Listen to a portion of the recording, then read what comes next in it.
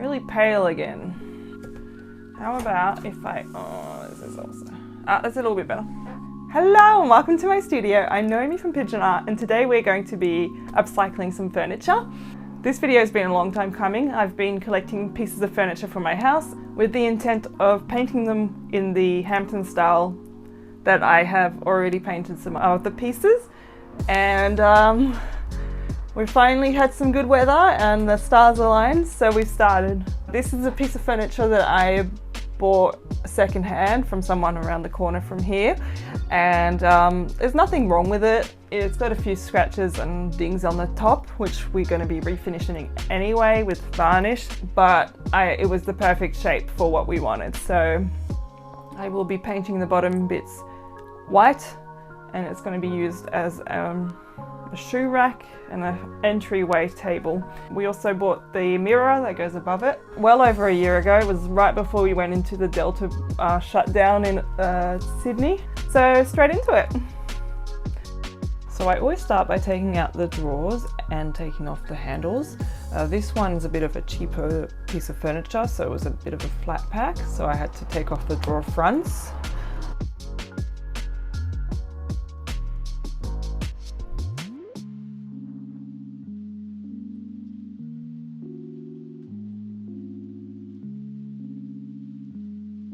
And then I cleaned the piece. So I started with a vacuum because our shoes were on there, so a few stones and sticks and stones and stuff had fallen off onto the furniture.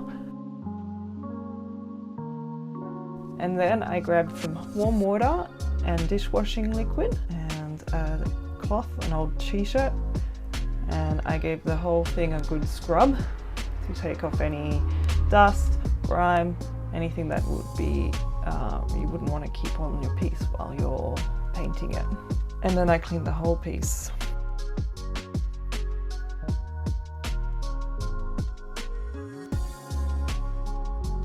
Once that was done, I went and got some warm water with no soap in it and just wiped down the whole piece again to take off any soap that might have stayed on the piece.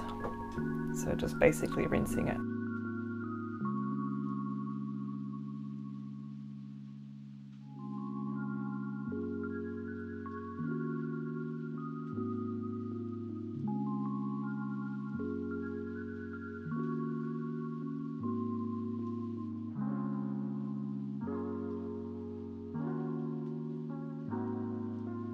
And now the whole piece is ready to be sanded.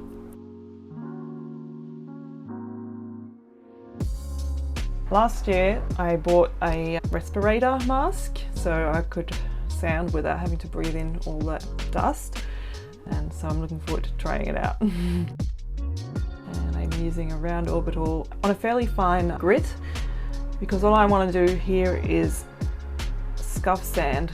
So what I'm doing here is I'm getting rid of any sort of bumps that might be on it, any imperfections, as well as scuffing up the surface so that the paint will adhere to it better.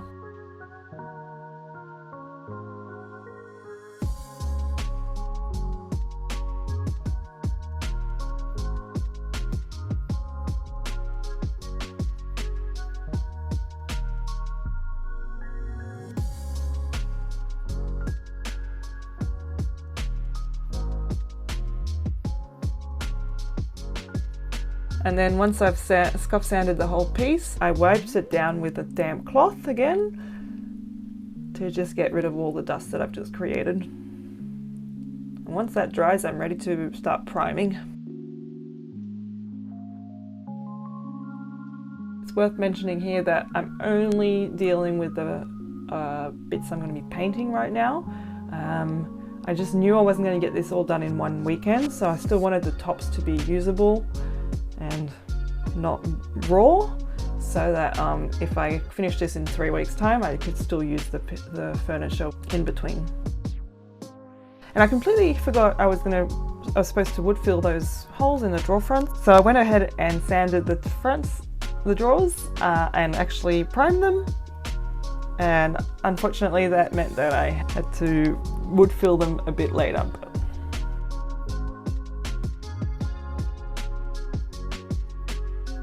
I'm just checking out my primer, making sure it's okay to use and giving it a good stir.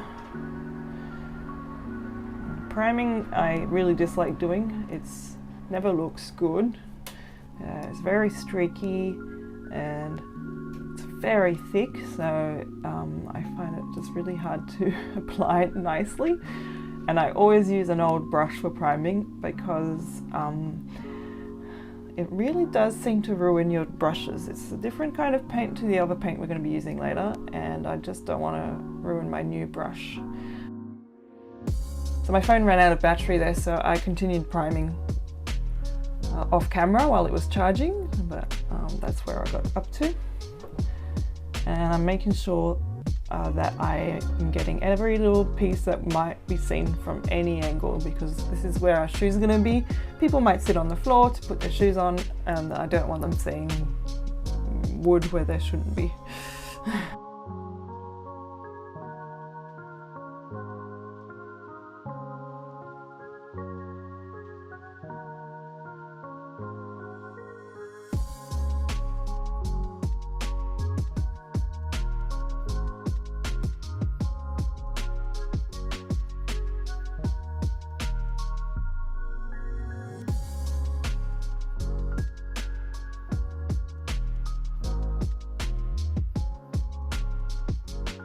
I also decided to paint the back because I don't know where we'll keep this piece in the future, in a future home. It might be against the wall like this will be, but it might not be. So I just wanted to make sure that I did the back just in case. It might not be used as a shoe rack in the future. So all of my pieces are primed now, and unfortunately 2 hours later, by the time it was time to put the next coat of paint on, it looked like it was going to start raining, so I brought everything inside and decided to use this time to fill up the holes in the drawer fronts. So it didn't end up raining, but I just thought it'd be better safe than sorry. You can never know at the moment, it's so unpredictable. So the next day I sanded down the drawer fronts and decided I needed to refill a little bit. There was a couple of holes that I wasn't happy with, so I added more wood filler. And then after that, I started sanding, just giving it the whole piece a light sand with a fine grit so that I could just get any drips, things like that, and get the enamel paint to adhere as well as possible.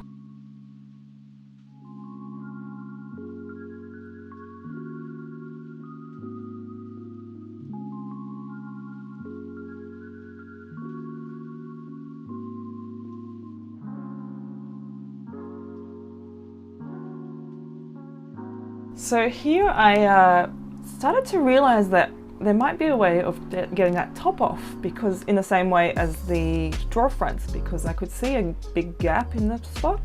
So I got Luke and we actually did manage to get the top off, and that made the painting job so much easier. If you do have a cheaper piece of furniture, just see if you can take off the top, because you don't have to worry about touching the top with the paintbrush. It just makes things a lot easier.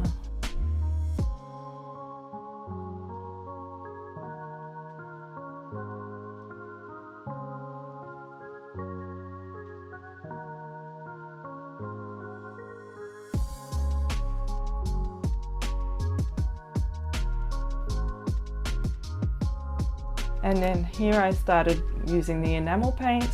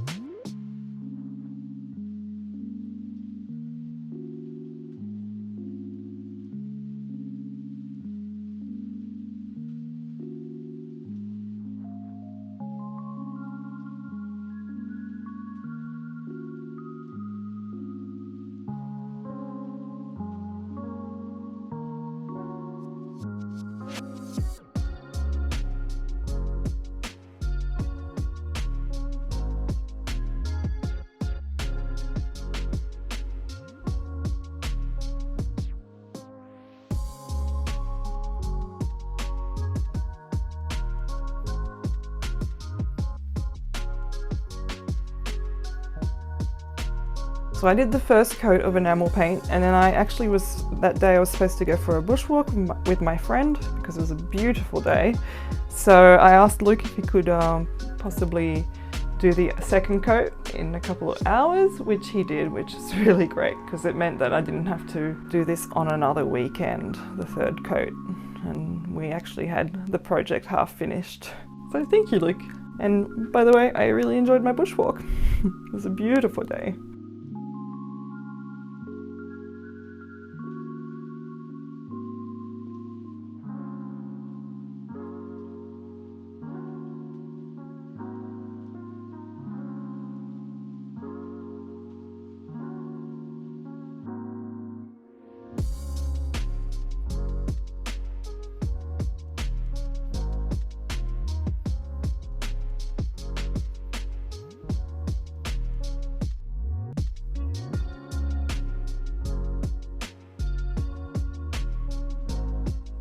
When I got home, I had time to do the drawer fronts again because Luke had done them. We just needed to do one more coat. So I did that while Luke got the top back onto the piece because it was now dry enough to bring inside.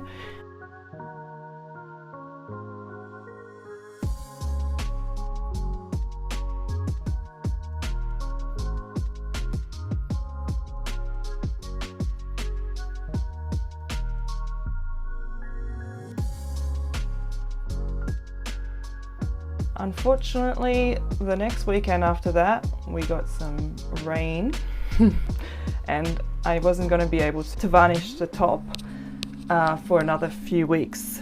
So I decided to finish the video here.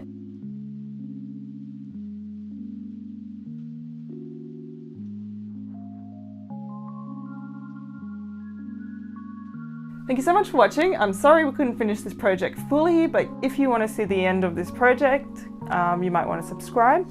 If you enjoyed this video, feel free to give it a like. I upload every second Sunday with art, DIY and sewing videos, so I hope to see you then. Bye!